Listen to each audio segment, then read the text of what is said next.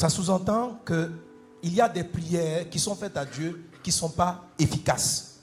Amen. Qui ne sont pas efficaces. Il y en a d'autres qui sont efficaces. Et le thème d'efficacité fait ressortir aussi une notion de grandeur. C'est-à-dire même entre deux types de prières efficaces, certaines sont plus efficaces que d'autres. Quelqu'un est avec moi? Amen. Qu'est-ce que le Seigneur sous-entend par le fait qu'une prière soit efficace? Regardez par exemple, Jésus envoie les disciples chasser les démons. Ils vont chasser les esprits et ils arrivent à chasser plusieurs démons. Mais devant un cas, ils sont incapables de le chasser. On va voir Jésus et on demande à Jésus de le chasser. On demande à Jésus et Jésus se dresse dans le nom de Jésus et en une fois il dit la parole, l'esprit part. Tous les apôtres ont chassé au nom de Jésus, mais quand Christ l'a fait, ça a été plus efficace. Amen. Amen. De même, deux frères peuvent prier pour un même sujet.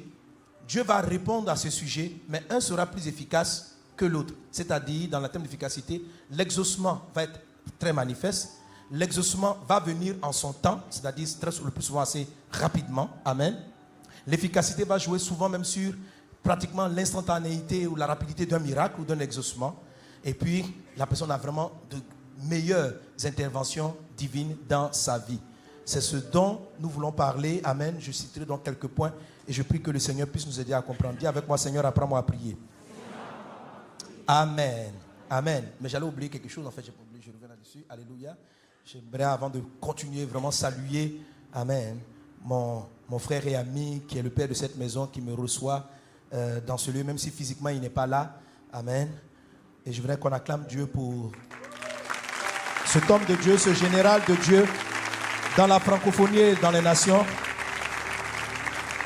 Amen. Jésus dit, dans le livre de Jean, chapitre 4, il dit à la femme, la dame me demande, il dit, donne-moi de l'eau à boire. La femme dit, mais si c'est toi, si tu savais, la dame dit, mais tu ne peux pas me demander de l'eau à boire. Jésus lui a dit, si tu connaissais le don de Dieu, et c'est lui qui te demande, donne-moi à boire, tu lui aurais toi-même demandé à boire. Il est important de savoir reconnaître les dons que Dieu nous fait.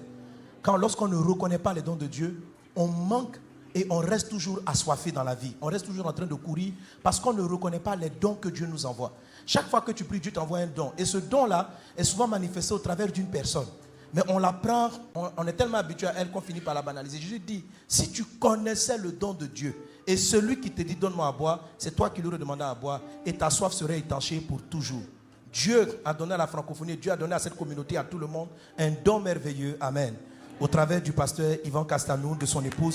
Et j'aimerais vraiment qu'on puisse honorer le Seigneur pour ce don de Dieu qu'est le pasteur Yvan Castanou. Amen. Et son épouse Modestine Castanou. Nous bénissons Dieu pour leur vie.